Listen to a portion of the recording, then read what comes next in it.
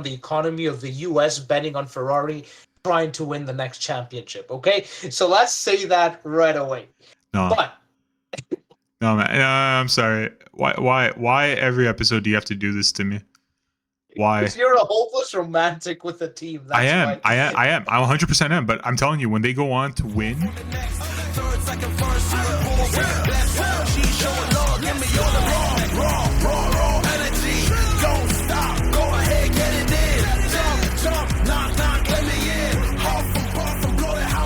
And now the Uncut Podcast presented by Joe and Theo.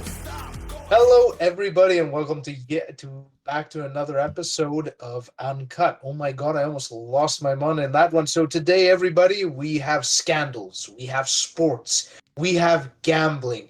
Yes, we will be discussing scandals in sports with sports gambling. Holy shit, that's a horribly written intro now that I'm actually saying it. But this episode actually spurred itself when me and Joe kind of saw the whole Ohtani scandal that came out. I would like to say a couple of weeks ago, but being the fact that we might be a little late to the subject, I think it was mostly a month ago, going about now. And Joe asked me a very specific conversation, everybody. Joe, being the kind soul that he is, asked me, Theo, what would you do in his situation or in that position? And honestly, I replied I would have gambled my entire contract away without any remorse or consequence. So I just note that throughout this entire conversation, I do have a gambling addiction. Jokes aside, it did spur a conversation which we feel it genuinely does deserve to be discussed because it's a big topic, right? It's a huge topic. So without any further ado, everybody, my name is Theo, and as always, I'm joined by my incredible co-host, Joe. Let's get this started. Joe, how you doing today? I'm doing well. I'm so happy I get an introduction this week. Last week, no introduction, just straight to the bones of the podcast. But yeah, it's good to have you back. It's good to see you back. It's good to see you came back from Vegas now, and you're in one piece with absolutely zero positive results. So I'm excited for you. I'm happy for you. Looks like your trip went well. Looks like you haven't gambled your life savings away, so that's always a positive. Yet. Yet that is very, very, very true. So, today's podcast is a pretty interesting one. We are talking about sports gambling. We're talking about one of your favorite pastimes and, according to history, your people's favorite pastimes. So, yes, that's always a fun topic. And, today's podcast, I think, is going to be, pretty much interesting. I was going to say pretty much interesting, but that English sentence is almost as bad as your introduction. It's going to be a pretty fun-hearted episode, I think. And we're going to go over a lot of details, and we're going to go over a lot of things that happen, because it's not just Shohei Ohtani we're going to be speaking about today. There's a lot. And it's not only in baseball. There's basketball, there's NFL, there's NHL. There's a bunch of things that have happened this year in the sporting world that involve sports gambling, and the first year that it's truly legalized. So I don't want to keep talking. I don't want to waste these people's times. We know how the podcast works. So, Theo, without further ado, you may kick off the introduction. Right. So, as always, everybody, we want to bring you on the same page. So, for anyone out there that still has a pure soul, unlike me and Joe, and mind you, everybody, Joe walks around outing that he's a pure soul and that I'm the only one here gambling my life savings away. This man can single-handedly bring down the economy of the US betting on Ferrari trying to win the next championship, okay? So let's say that right away. No, man. I'm sorry. Why every episode do you have to do this to me? Why? Because you're a hopeless romantic with the team. I am. I 100% am. But I'm telling you, when they go on to win the Constructors' Championship, and when Charles Leclerc, our Lord and Savior, goes on to win the Drivers' Championship, I'm coming over to your house dressed up in an Italian flag, and I'm going to have the Ferrari flag draped all over my car, and I'm just going to sit outside your freaking door, and I'm going to honk that car all day just for revenge. By all means, because I know that's going to take many years. I might actually leave Canada by that time. Okay. No response on that. I have no response because you're probably right. But anyways, Anyways, back to the topic. So, sports gambling in a nutshell, really for anyone out there that, as I said, still has a pure soul, is essentially you're betting on an outcome of a team, right? So you're essentially saying that this team's going to win or this team's going to lose. Or if you're betting on a fighter, for example, because we're going to get to talking about fighting sports like boxing and the UFC, which has a very long history with gambling and sports. It's you're betting on one or the other fighter to win. Now, of course, sports gambling has evolved from that with creations of parlays, money lines, and so on and so forth, which are kind of side bets to the games. We're going to discuss that a little further down, but really, it's just you're betting on an outcome of a game that you're watching, a sports game that you're watching. And that's a simplistic way of putting it. Now, in terms of history, you correctly pointed out, my people, the Greeks, introduced this almost 2,000 years ago. So just let that sink in. Since like the dawn of like somewhat civilization, of organized civilization, people have been wanting to burn their money away betting on who's going to win, right? And honestly, like 2,000 years ago, Greeks were betting on the Olympic Games, and mostly one of the biggest things they were betting on was wrestling and boxing. So anything that had to do with combat sports, right? And you can fast forward that further down to the Middle Ages, where people were betting yet again on jousting matches, which is where people were riding on a horse with a big stick trying to throw each other off, or horse racing. Actually, horse racing at the time was dubbed the sport of kings. So goes to show you. And of course, if we bring it more into modern time in the early 20th century, so we're talking about 1919, 1920, we saw actual bookkeepers pop up in like various cities starting to put, odds on boxing matches, football matches, stuff like that. And of course, from there, it developed into Nevada in 1949 being the first one to actually allow bets on horse racing and a bunch of other events that came from there. Now we're in the 2000s. We literally have sports gambling websites, advertising absolutely everywhere, apps at our fingertips, allowing us to gamble at any game around the world, games that we don't even know the rules on. Like I literally put a gamble on ping pong, and I don't even play ping pong. I don't even understand the tournament of ping pong, but it allows you to do that, right? So it's a very big business. It's grown exponentially rapidly in the past couple of years. And I think you got some points, especially from Canada, which are quite interesting in terms of the expansion of sports gambling. Yeah, that's one thing I did want to touch on a little bit briefly. So you went on this whole path of basically giving us a brief history of sports gambling and gambling itself, basically, to where it was to where it is now. So in Canada, it's kind of more or less kind of the same thing. For those who don't know, unlike the United States, Canada has a little bit less stricter policies on gambling and sports gambling in general. In the States, each state has its own own individual laws to sports gambling. So in states like California, in states like I think it's like Mid East, where sports gambling is illegal, you can be jailed for it. It's a crime. It's an actual crime. Where in Canada, it's a little bit less severe. Each province is able to dictate or has their own regulated apps. So in Ontario, I think you have Bet 999, something like that, where it's only available in Ontario. Only Ontarians can bet. There's specific apps only to Vancouver. There's specific apps only to Quebec, specific apps to Alberta. And, as we mentioned, we've seen such a growth in sports betting. And from my opinion, like a viewer of sports, I tend to watch a lot of events, whether it's the English Premier League, Serie A, whether it's the NHL, the NFL, the NBA, whatever have you. One big name I think most people have seen everywhere is DraftKings. Yeah. DraftKings is huge and has grown exponentially, like you said, from 2019 onward till now. It's a growth of, 5 years that they've been doing this. And the reason why I bring that up is because when you watch sporting events in Canada now, right? When you're watching your daily Sports Center, and for those who don't know what Sports Center is, at least maybe in North America, it's morning news for sports highlights. You turn it on, you watch your highlights from all the sports around the world that happened on that day or the previous day, and you catch up on your sports. In the past, you would never see things like odds. They would Yeah. never have specific segments in those shows discussing what bets to take, over unders, parlays. Is this person going to have more than 5 shots, under 5 shots? Fan duels getting involved, basically sponsoring segments on the show. So in Canada, those laws are a lot stricter, and they've grown in the last 5 years, where these shows are now, basically catering to that need. Because I want to touch on it a bit, and I know we're going to go into it a bit more, but it kind of brings into what our next point is going to be. It puts a lot more eyes on the sport. Yes. Yeah. It puts a lot more viewers to the sport. It gives the sport a lot more meaning. And the reason why I wanted to bring this up is because I want to bring it back to one of the first sports in world history, and the sport you mentioned too with the Olympics, wrestling.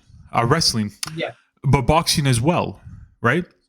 Yeah. Boxing in the 1990s and 1980s was so heavily viewed because of the fact you can gamble, and the reason why it was put in Nevada is because you can gamble. And to me, that was crazy.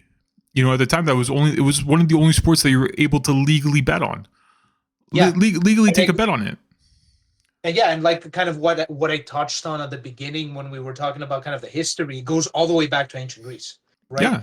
Granted, back in ancient Greece, they didn't really have boxing; they had wrestling. But it goes back. Combat sports, since the dawn of time, has been something that people gamble on, and actually goes even more further back than the 1980s.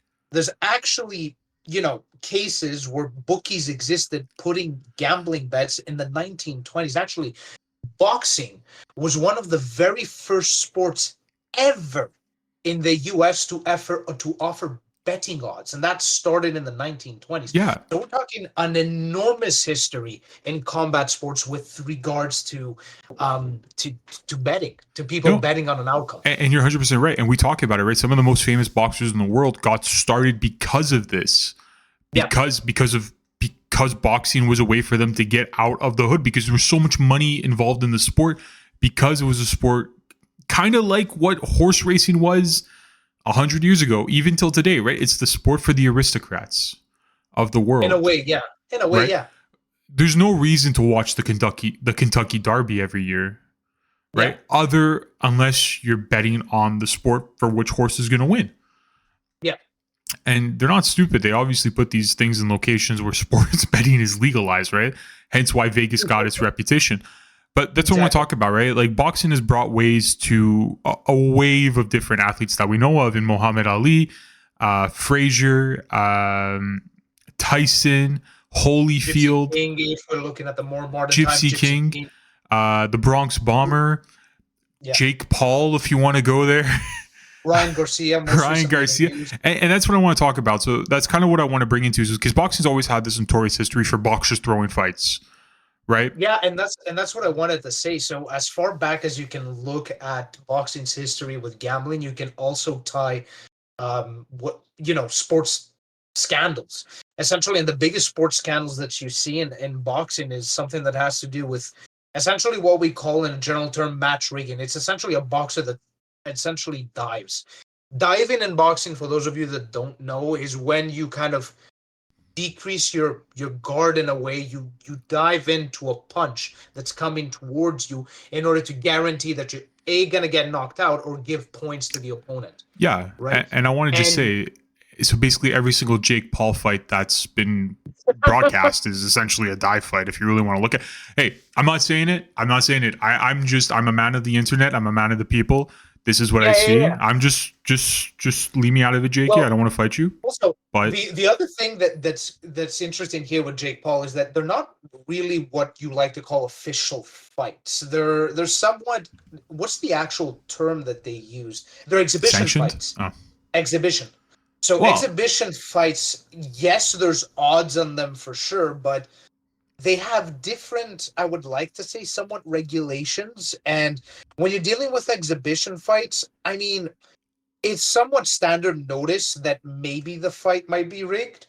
It's more scandalous, in my opinion, when you have an official fight from, let's say, a major, organizer like the UFC, to have a scandal where someone could be doing insider trading on gambling and See, betting on information that's not proprietary.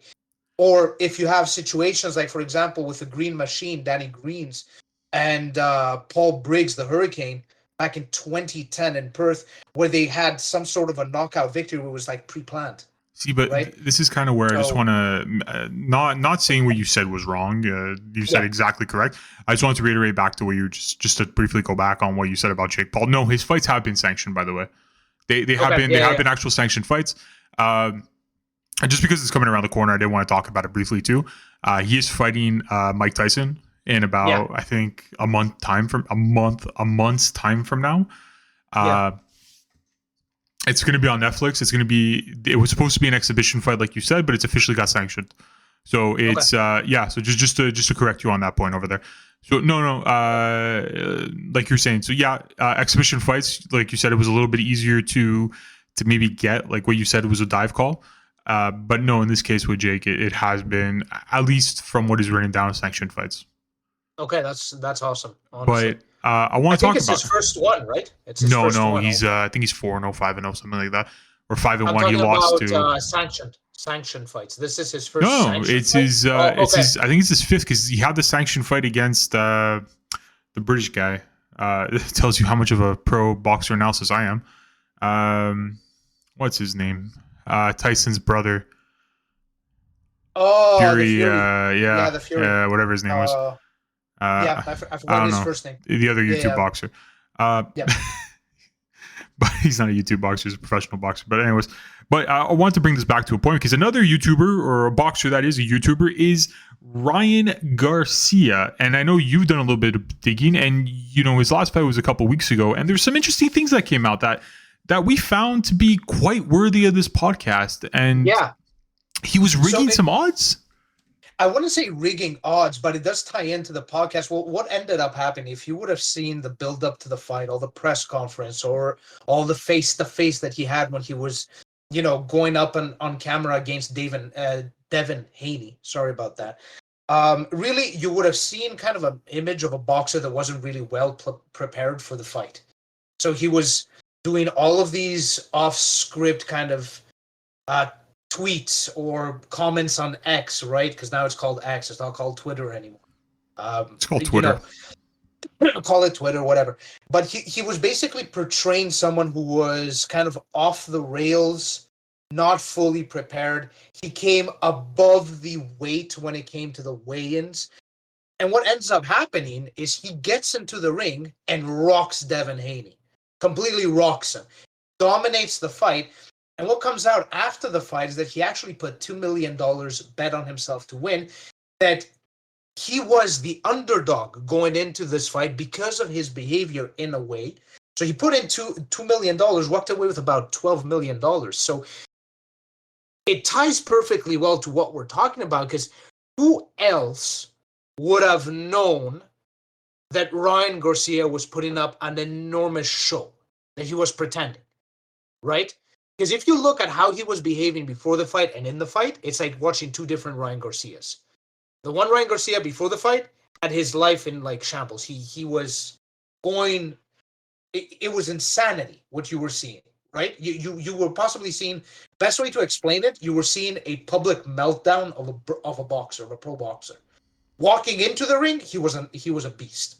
So, right. Yeah, no, I was just gonna say, I'm like.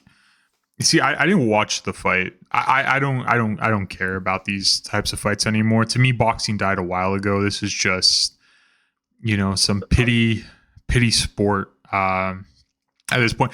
And it's too hard to follow along for me. There's too many champions. There's too many different. There's a lot. Too many different organizations. Too many fighters. Nothing makes sense in the sport for me. Like I said, it's just a sport for people to bet on at this point. It's basically becoming the modern day horse racing.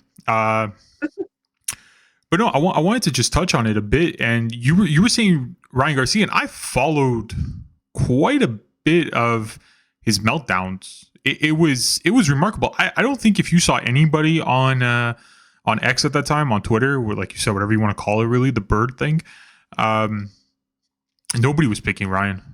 Nobody. They thought for sure something was wrong mentally with him. Nobody really gave him a chance. He was talking about being raped as a kid. He was talking about people bringing him out to the woods and all this stuff that, like, for somebody Yeah, who's yeah, having yeah. a public, people were concerned for his well-being and his health. So seeing what he did kind of felt like a little bit of insider trading. He kind of benefited by it. He put the odds in his favor basically to bet on himself. Exactly, exactly. And we're gonna get further into the conversation into this, especially why, you know, fighters or professional athletes in their own leagues get sanctioned or get thrown out of their league with permabans. Why they do this? Because it is a negative image to the league, and it is also a negative image to sports gambling in general. But I kind of don't want to open that can of worms just yet, Oh, because there is another thing that I want to talk about that we're both fans of in a way. The UFC. The UFC has had a tremendous growth. I wouldn't say only because of gambling. I would say gambling played a role in the growth of the UFC, because I don't know if you knew this, but the UFC actually has a deal where they can get some sort of commission, some sort of percentage off of the revenue of the betting sites that actually host odds for the fights that occur. So let that sink in 2 seconds. The UFC puts on about 500 fights per year. Each one of these fights, there's odds, there's gambling, and not only gambling in terms of, you know, this fighter's going to win, but gambling in terms of this fighter's going to win in this specific way. This fighter's going to win in this many rounds. So there's many bets on one single fight.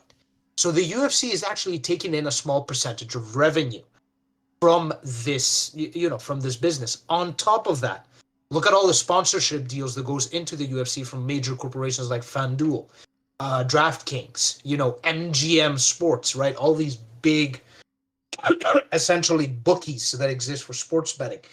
And that has helped the sport. Like, we can't deny it, because that's money coming in that the sport can invest in better shows, better venues, getting better athletes, getting better television time, all of that stuff. So although we are going to talk maybe about the negatives of what's going on with sports betting, right, and how people who are in a position to take advantage of it through insider trading, through match rigging, do, and that's what's being reprimanded, sports betting has done a phenomenal has been a phenomenal aid for a lot of these, organizations like the UFC, these leagues like the UFC, to grow. Now, of yeah. course, there's also scandals that come with it, but nevertheless, we can't deny that. We can't sit here and say that sports betting is all bad. No.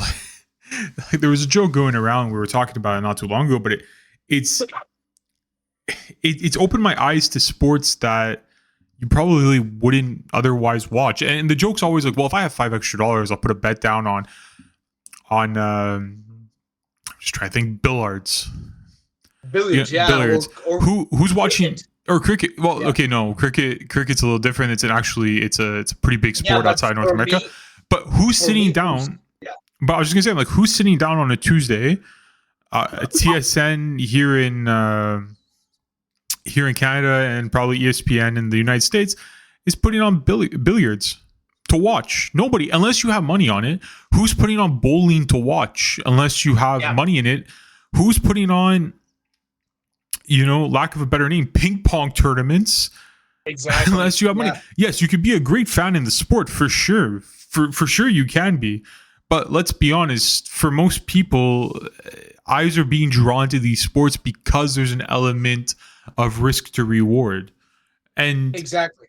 for some people, they go, like, well, the big four sports. Yeah, I didn't need to bet to watch football, European Yeah. football.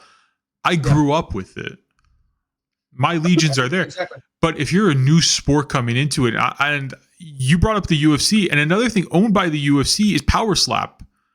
It's the competition where they slap each other across the face. Yeah, exactly. That's gaining popularity because of sports betting, because of what it's doing, and the fact that people can put bets on people. And I know for some people say, well, that's immoral. That's not the right way to grow your sport. At the end of the day, it is what it is, because people see an opportunity to make money. Hey, if they find it interesting and stay on later, perfect. It's, that's kind of what they would want. But ultimately, it's a way to get people involved in sports they don't know. Nobody watches horse racing unless they can bet. Yeah. You know, nobody went to Yeah. the Kentucky Derby to watch sports racing. They went to the Kentucky Derby to bet. It's the way life is, unfortunately. And UFC is one of those things. Yes, you can love the sports. You might be a jiu-jitsu specialist or somebody who studies jiu-jitsu or somebody who studies boxing or somebody who studies taekwondo. And the reason why you watch UFC is to see which one of these three is the best, or more actually, is which is the best professional fighting technique. Yeah. But for other people, they don't care. The average consumer, like myself, I don't care. I don't care enough to know what different takedowns are or what different headlocks are or wrist locks. No, but I'm being honest. No, but I'm just being honest. I don't care. But that's the benefit, right? That's the beauty of what sports betting has done, right? It's brought eyes that otherwise, like you said, wouldn't have watched the sport, right? Because now there's a stake. So once you have someone stake something, they're going to watch it more closely. And actually, what's going to end up happening is that person is going to do research and try to understand what they're betting on. Yeah. Because no one wants to bet blindly. Well, Everybody, like, for example, when I went to Vegas, I do. Right, okay, listen, you're a special type of person. I am. Right? I see George St. Pierre, and that's the guy who I bet for. I don't care who he's fighting. He could be fighting Chuck Liddell, and they're not even in the UFC anymore. So this is tells you a lot about how much I watched. Two 50-year-old men go at it. I'm fine with it. But, you know, if I see a name like Conor McGregor versus Khabib, I don't know who the hell Khabib is. I know who Conor McGregor is. I'll probably put a $20 bet on McGregor. I'm not going to take the average consumer, the average Joe, no pun intended, is not going to take the time to research who these guys are. They're going to go after the guys they know, and they're going to try to make a quick buck out of it. That's just kind of the way it goes, I think, for most people. But like you said, then there's the professional bettors, that do take this shit seriously. Yeah, I'm not one of those people, so I'm going to let Theo talk about it. Hey, I'm not one of those people either. But point of the matter is, it's like, and this is the difference also with sports betting. We're kind of getting into the conversation now of really modern day sports betting and how it really works. It's a lot of people think it's on par and similar to what you do in a casino. So it's not exactly that, right? It's slightly different. So in sports betting, if you do have some understanding of the sport and you do have some understanding of, let's say, the fighters in UFC that are going to fight, you do take a risk, but you can have some sort of an edge over someone else, which is blindly betting. In a casino, you don't have an edge. A casino, generally speaking, creates a game, and because it's the creator of that game, it has the legal right to profit off of it. So in that situation, it has something called a house edge, which essentially means out of X amount of money that passes through that game, the casino will pocket a certain percentage of that, guaranteed. Sports betting doesn't work like that. Bookies, what they essentially do is they put odds on a certain event occurring, and they book essentially the spread. They don't take your money. When you're betting in sports betting, you're not betting against the house. You're betting against other players. And the bookies essentially pocketing the difference, right? To make kind of a parallel to what we do on a daily basis, it's kind of like a broker in the stock market, right? When you're selling a stock, is you're not selling it to essentially the brokerage house. You're selling it through the brokerage house to another person that wants to buy it. And the broker just clips a commission.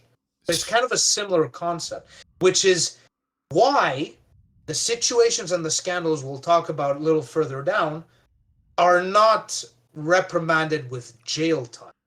Some of them are, but most aren't. Most of the athletes that got caught have been banned from their leagues, but haven't faced criminal charges. So what you're implying here is that you didn't just go to Vegas to party and go to strip clubs. You went to Vegas to do research. And I can't believe I'm going to say this. I am so proud of you that you're taking your job seriously around here. I'm happy. Hey man, listen. I can see you laughing. Surprised. I'm happy you muted yourself for a bit there. I'm surprised. I am surprised that we have been doing this for this long. Because first time we actually tried to do an uncut podcast a couple of years ago, we stopped after 2 episodes, my guy. We're currently 5 deep. 3 more than we lost to the first time, so that's always an achievement. But no, but I do want to touch on what you talked about, and you're right, and it's a conversation we're going to get into a little bit later about whether or not certain things should be legal or not legal. But like you said, right, Vegas controls the odds. They create the game. They control the odds of how that game wants to be played, and we all know the rules to Vegas to a certain degree. I think people know by now. Like, there's so many videos going on. There's that dude who does a lot of gambling in Vegas that does a lot of baccarat. I don't know what his name is, Ricky Moss. I see the guy on my TikTok 24/7. So I guess that tells you about what I watch a lot of. But needless to say, and I do want to touch upon that, right?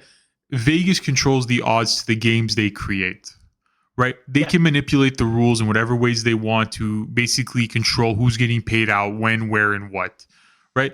Slot machines are the best example of this. In my opinion, the casino rigs it for when the payout comes. Yeah, exactly. Right? It's not a randomly determined figure. And if you still think it's randomly determined, it's not. It's the moment you start seeing that jackpot get higher and higher and higher, the better your odds are to win that prize. And this is not only in casinos, but it's also in arcades that you see these type of machines. The same thing. They start you young nowadays, is what I've come to realize by watching a lot of Mark Rober and things like that. Is these are the ways the casinos work, and this is the way they make money. At the end of the day, they bring you in through the slot machines. You probably lose a couple bucks there, and then you try to win it back playing another game. Maybe it's, roulette, or maybe it's something else. And I don't want to make this episode about the casinos because we're going to get back onto that. But you alluded to at the beginning of this whole thing, or, a couple moments ago, betting on yourself, hedging your bets. You did bring it up. And I want to talk about it because it just recently came out, and I think it's a pretty good thing to talk about in an episode like this. Porter. Michael Porter of the NBA. For those who don't know, Porter is a fringe NBA player.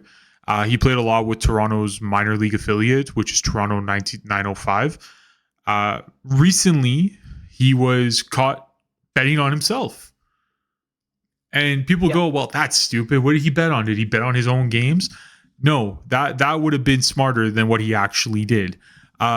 Porter decided to bet on the amount of time he would play in a game. So what he would do is he would go on the apps, and like you're alluding to now, a lot of days, not only can you bet on the game, but you can bet on other aspects of that game. How many turnovers, how many points, how many assists, how many buckets, 3-pointers, what the percentage is going to be, over, under. So what Porter decided to do was bet on the amount of minutes he would play that game. Now, for most people, most fringe NBA players, they're lucky if they get 2 minutes of game time. Just a little bit of tape to put out there for other teams that might be interested later on in them when it comes to free agency. So people were starting to find it a little bit weird when Porter would go up to his coach after a minute and tell the coach, hey, coach, sub me off during a blowout. So people were starting to find that a little bit weird just watching the games. And bless you. Thank you. People were finding it a little bit weird when it came to games, and they were seeing him telling the coach to sub him out. So people were thinking, well, maybe he's got an injury, maybe he's got a little bit of the flu bug, maybe he's got something like that. But it turns out recently, in like the last week or two, that he was betting on himself and the amount of minutes that he would play. And the reason why they found this out, nobody bets on Porter playing a minute or 2 minutes. He's a fringe NBA guy. Nobody cares. But when they start to see bets roll in of $80,000 on a parlay that would pay out close to, I think it was 2.5 or 3 times the amount, those bookers, those apps, got a little bit suspicious and did their own investigation and told the NBA, hey, I think you should go look into this. So it goes to show that these apps are regulated. They are viewed. They know when something's not right, and they know when something's not wrong. And Porter, for those who don't know, the NBA did an investigation. He was betting on himself. And because of that, he lost his career. He's banned from the league for life. And the only other player the only other individual to be banned by the league for life is Tim Donaghy, a referee who, again, granted, a little bit of different situation. this is more of a situation of match rigging. Match rigging. And for those who don't know, and the reason why I'm talking about these two stories, and we're going to get into it a little bit later. Yeah. Tim Donaghy was a referee who just so happened to get mixed up with the wrong crowds. Kind of, also wanted a bit of extra money. Got involved. Theo, I know you know a lot more about the situation than I would, but I know he got involved with a gambler called Jimmy the Sheep Batista, and Donaghy would basically, give the guy a little bit of insider trading about what he would be planning, right? So if the over under was on certain fouls, he might call a little bit of fouls for the other team to get them over that edge. Exactly. Right? He might be throwing a little bit of the game for the other team to win. And the NBA was a little bit suspicious about this because when they did view Donaghy's records throughout the years, they found he was calling more fouls for one team than another. And when they put the investigation together, granted, he was never truly said to be betting on games. Actually, no, sorry, that's P. Rose. P. Rose, wrong guy. Wrong one. So they ended up going to court. Donaghy was proven to be betting on games. And the NBA hasn't fully recovered on this because we just saw recently Rudy Gobert of the Minnesota Timberwolves did a symbol to the ref of the hand motion. Like, hey, you're getting paid. And the league came down on him with $200,000 fine. And then a week later, we had the whole Porter situation. So the league hasn't fully recovered from that betting scandals. And the reason why I wanted to bring this up is because, for the most part, sports gambling is not going to affect the stars of the league. It's not going to affect the LeBron James, the Steph Currys, the Kevin Durants, the Anthony Edwards of the league of the world. It's not the big names. The big names. It's not gonna bother those guys, but it is gonna bother the coaches. Maybe not the high earning ones, but the assistants. It's gonna bother the referees. It's gonna bother the referees. It's gonna bother those fringe NBA players. Now, what I used was an example from the NBA. And you were talking about the UFC. And like you said, UFC has so much stakes in gambling nowadays. They're so invested into it. Yeah. Because you follow it a lot more than I do. Has there been any? There's been a case of exactly what Porter's case with insider trading, and even going back to Tim Donaghy as well, it's kind of a similar situation because we're going to see an interesting pattern here that every single one of these scandals was one of two situations: match rigging or insider trading, right? Which we're going to discuss a little more broadly what those two mean. But you don't have to look that far back in the UFC to find a scandal. Just look on 2022 where a handful of USC odd makers and media members noticed suspicious like gambling activity before a fight between, I'm going to butcher this person's name and I'm terribly sorry, Shaylan Nurdanbike and Derek Minor in Las Vegas. So essentially what ended up happening is they found, so the Nevada State Athletic Commission found, along with the UFC, found that the coach, which I think was training Derek Minor, James Krause, had insider information and was betting on outcomes in the UFC, knowing full well that he had information that other people didn't. He was taking advantage of that. Now, of course, what was the consequence? Well, his corner license was completely suspended, and that's it. He's out of the UFC. Yeah. Right? So you don't need to look that far back, right? So, and I do want to elaborate on this. What is specifically insider trading and match rigging? Because we've been talking a lot about this. Broadly speaking, insider trading is a term that we use in finance a lot, but it applies to sports gambling as well. It's trading or taking an advantage or having an advantage over everybody else because you have information that's not publicly available. For example, take Tim Donaghy. He knew that, I think, was it LeBron? I don't remember which major star at the time had an issue with their wrist. So he bet on that information. That's insider trading. That's information that doesn't exist to the public that would change the odds, that would change the opinion of the public, right? Based on those odds. Now, match rigging is slightly different. Match rigging, we've had many scandals of match rigging, unfortunately, in European football, right? Where essentially referees, like we were talking about, right, tend to give fouls to an opposing team in order to benefit the team that they're gambling on. So essentially skewing the probability of winning towards one team's favor because they have the power to do so. Unfortunately, I chose European football because there's been quite some substantial match rigging Yeah. scandals in that sport. Just this past year, you had Sandro Tonelli get banned from the year for the Premier League for what he did in Serie A. A couple of other Serie A names were mentioned as well, but cleared of all wrongdoing. But yeah, Yeah. it's a lot more of the younger generation. And listen, I don't want to cut you off, but we're going to go into a little bit of a longer segment there between you and me. But I do want to touch on one story before we go into more of a broader discussion, I think. Yeah. I just want to talk about the Shohei Ohtani situation briefly. The reason why I want to touch on this a little bit more briefly is because information is still coming out on it. So for those who don't know, Shohei Ohtani recently over the winter break signed the largest contract in sports history. 720 something million US dollars, upwards of 900. He's the first $1 billion player in sports history. Call it what it is. Once you put endorsements to it, it doesn't matter what the number is. It just sounds ridiculous regardless. He's the largest. He's the first $1 billion player in history.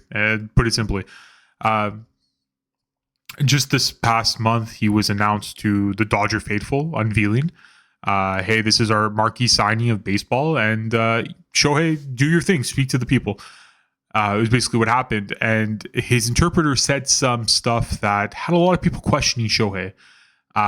His interpreter, Ipe, was basically saying, hey, Shohei's such a great guy, he's so amazing, he helped pay for my gambling debts. Now, the reason why this got so much attention at this time is not only is Shohei an active MLB player, obviously, when you sign that much money, I hope you're active. But gambling is illegal in California. So it launched a huge investigation. It caused a lot of uproar in Dodger land, in La La Land, basically, in LA. And what happened was the Dodgers took no second chances. They fired Ipe right away. They brought in a new interpreter. And for those who don't know, Ipe and Shohei Ohtani go way back. They grew up together in Japan. Yeah. So them firing Ipe was basically like, hey, this is serious. You have to take this with seriousness. And they basically booked an hour press conference with Shohei for Shohei just to basically read a generalized statement saying like, hey, look, it wasn't me. It was taken out of context. He was stealing money from my bank account.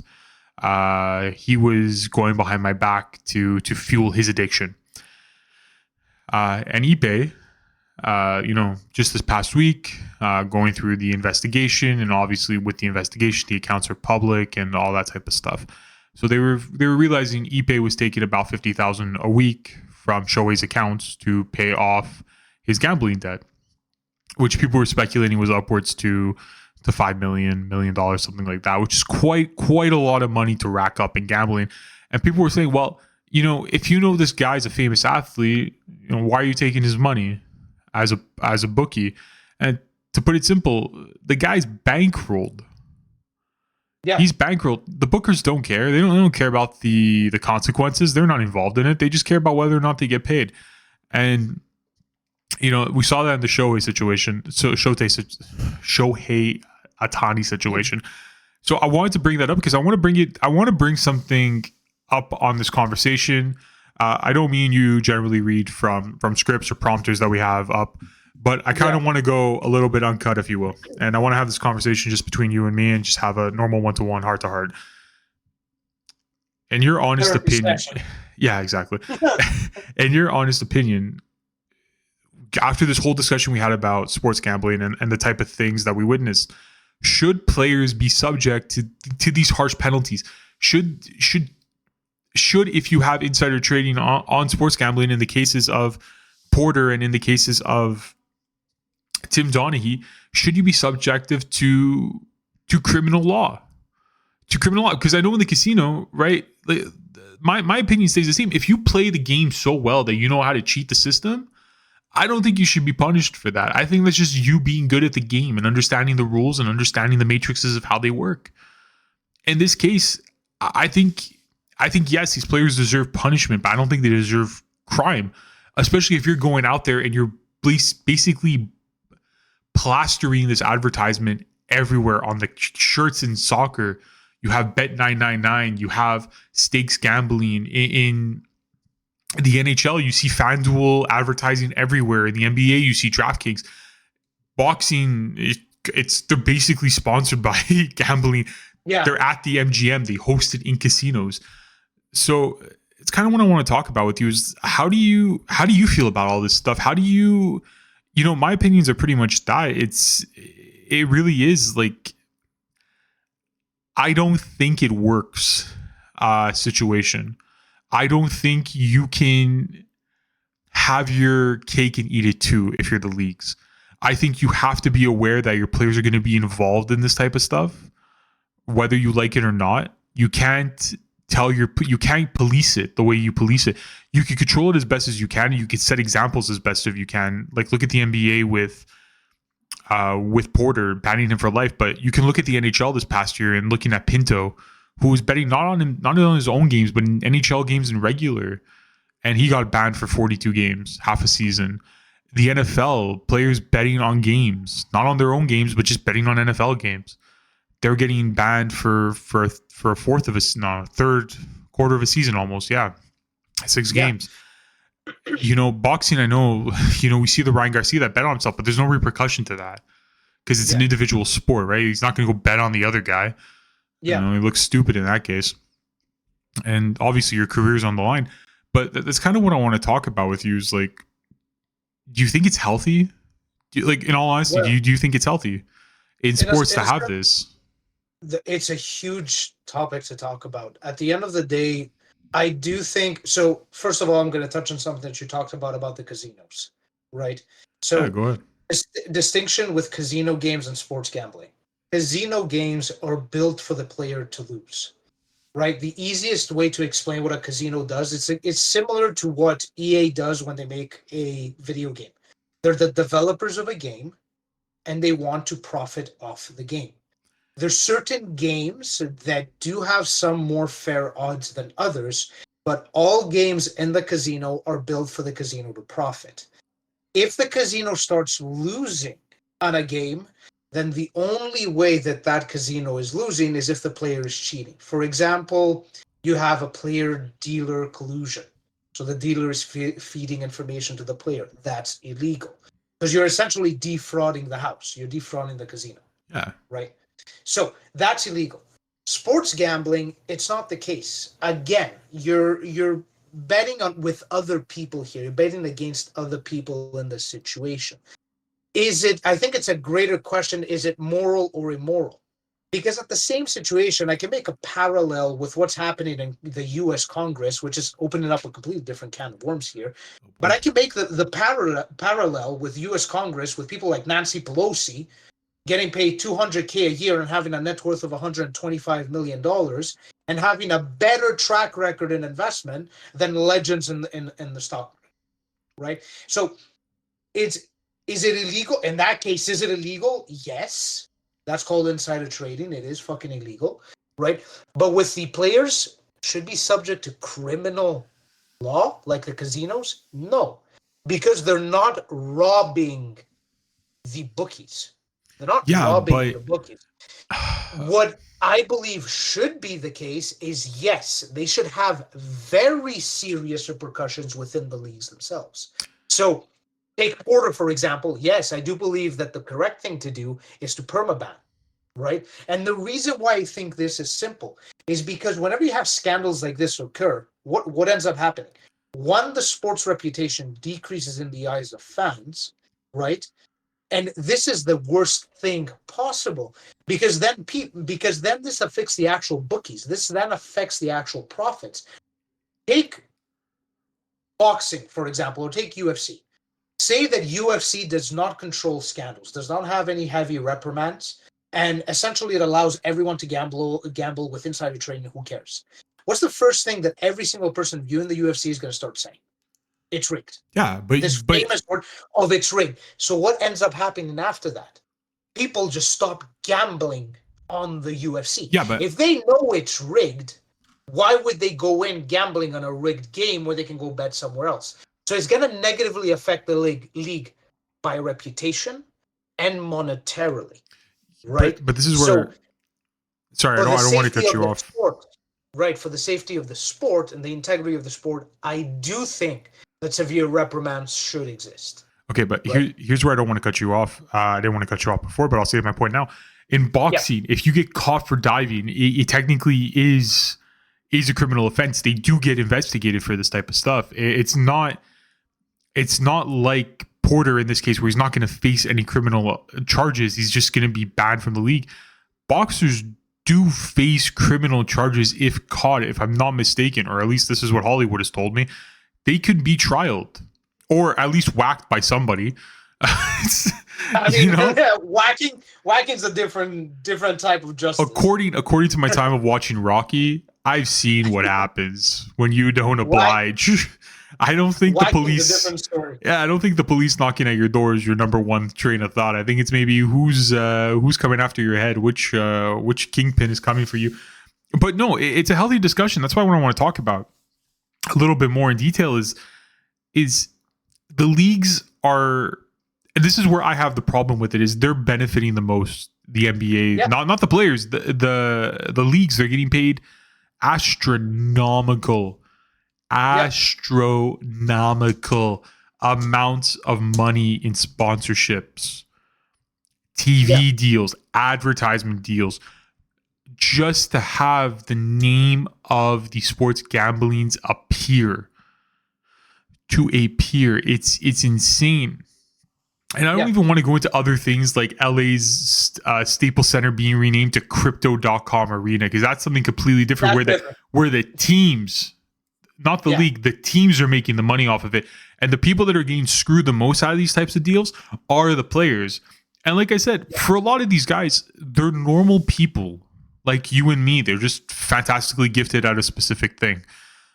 Where, we're not, or at least maybe we are, but we're not getting paid what we think we should be getting paid for it.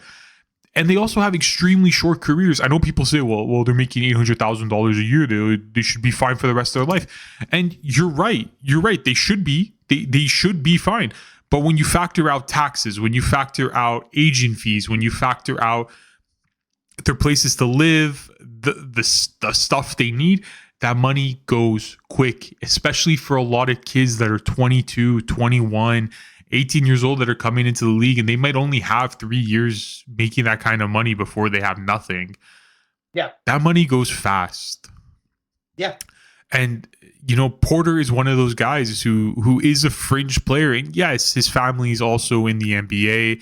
Michael Porter Jr. is in the NBA. He's a former champion. His father was in the NBA. He has another brother who was in the NBA who did something extremely stupid over the weekend. We're not going to get into that because it's a whole different topic. But these guys don't have long careers. Same thing for the NFL.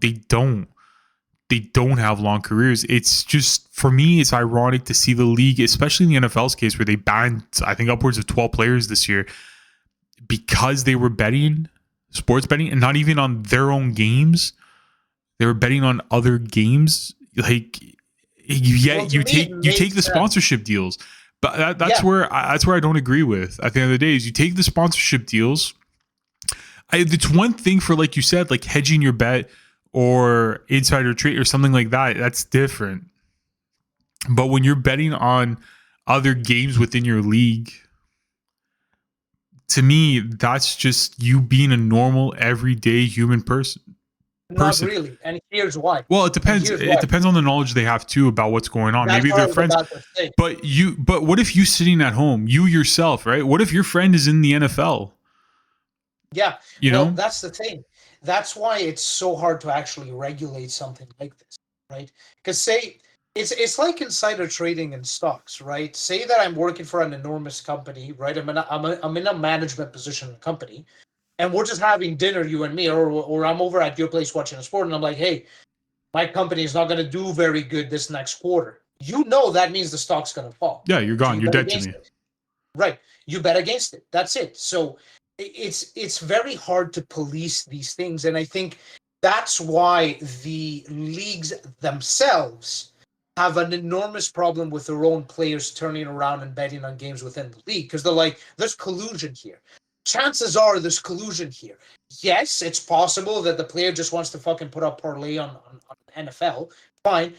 But because you're an active player, you're talking, you're networking, you're in contact with other active players. There could be some drip feed here. Yeah, but And the thing is, if that's confirmed, the damage to the league is enormous. And again, going back to what we were saying about these enormous sponsorships are coming on because the leagues have viewership. And they have viewership because people, one, love the sport, and two, want to gamble on the sport. What ends up happening if the sport loses value from viewers, so viewers kind of deem it as a sham, and what ends up happening, secondly, if viewers don't want to gamble because they think it's a scam. Look, then viewership falls, contracts disappear. Look, So I was just gonna say, I say it this way: you can't have your cake and eat it too. If you're the leagues, you can't start banning your players for indulging in the things you advertise. You can't. I'm sorry, it's the truth. You can't be advertising Molson X and having segments Molson X presents Stanley Cup Finals, and then you get pissed at your players for having a beer. You know what I mean? I'm just saying you can't have your cake and eat it too in that regard. But I'm also going to say this. The leagues need to figure something out because this is not going to go away. This is only going to grow. It's going to grow in popularity. Yeah. That's just the truth of it. My opinion stays the same. As long as you don't bet on your own games and games you're specifically involved in, I think that's fine. I really do think that's fine. Because, yeah, I'm going to let you finish. I'm just going to say my last point of view. I think that's fine, and I think that should be allowed. And to your point of networking that you were trying to reiterate, I want to say this. NBA players know NFL players. NFL players know NHL players. NHL players know NBA players. And they all know each other because they all get signed by Nike. They all got signed by Adidas. They all get signed by Prime nowadays. God bless Logan Paul. But I'm just, like you said, networking is a thing. You can't police it. You can't. It's the truth of the matter. The same way you can't police every casino and what's going on 24/7. People are going to figure out the rules and figure out the games. Yeah. It's a way of life. But you have to hit severity penalties when severity penalties are needed. And in the case of Porter, that was betting on himself. I think that's justified. In the case of Tim Donaghy, where he was basically manipulating games and favors, I think you are right to ban him for life. Yeah. I don't think Shane Pinto deserves to be suspended half a year for betting on games that he had no business playing in, that he was not playing in. And quite honestly, he wasn't even part of those games. And it wasn't even on his own team.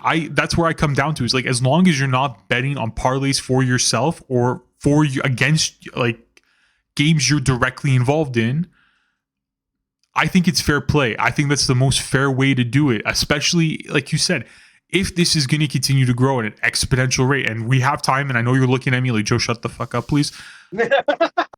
I just want to make that point clear, is you can't have it both ways. You can't take the money of these things and then expect your players to be wipe your hands, I'm clean, especially those fringe guys that we were talking about.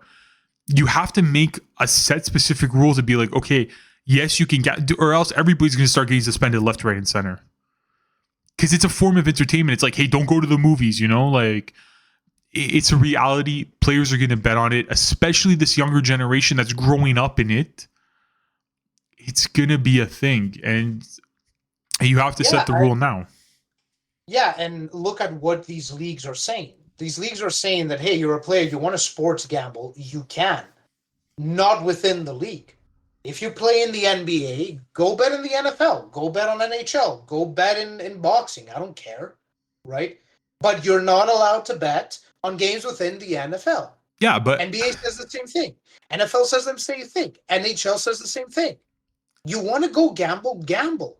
I'm not saying you can't gamble. You want to take your $2 million contract and go fucking blow it on blackjack? Go ahead. Go. By all means. Right.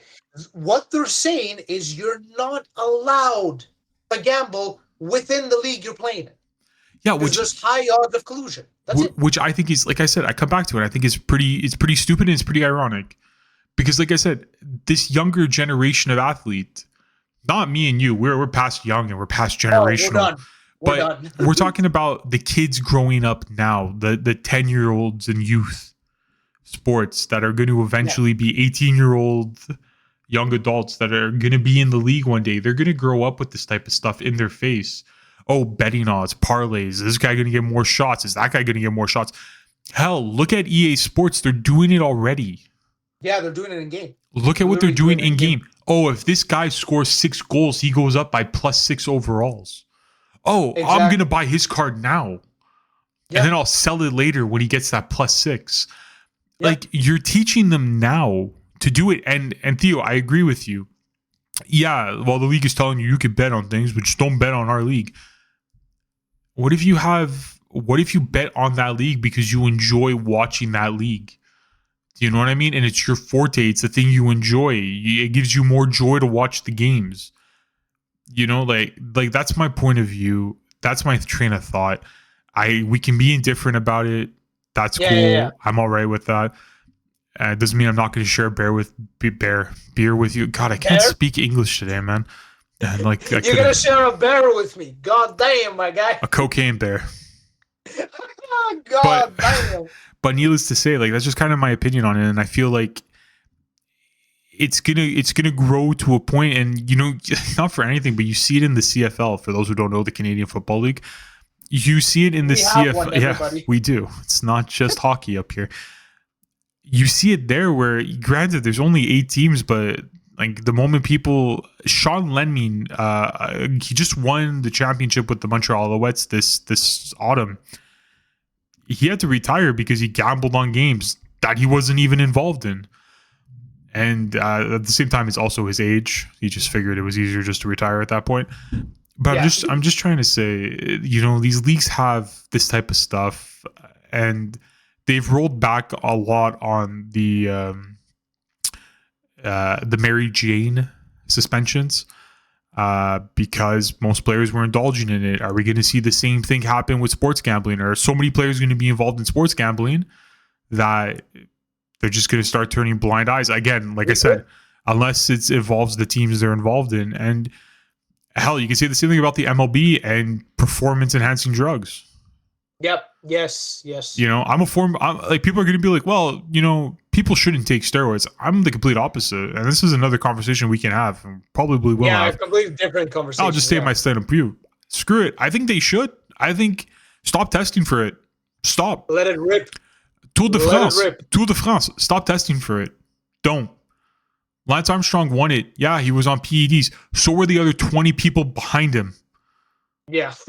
The winner of the Tour de France that year was a guy who finished 24th.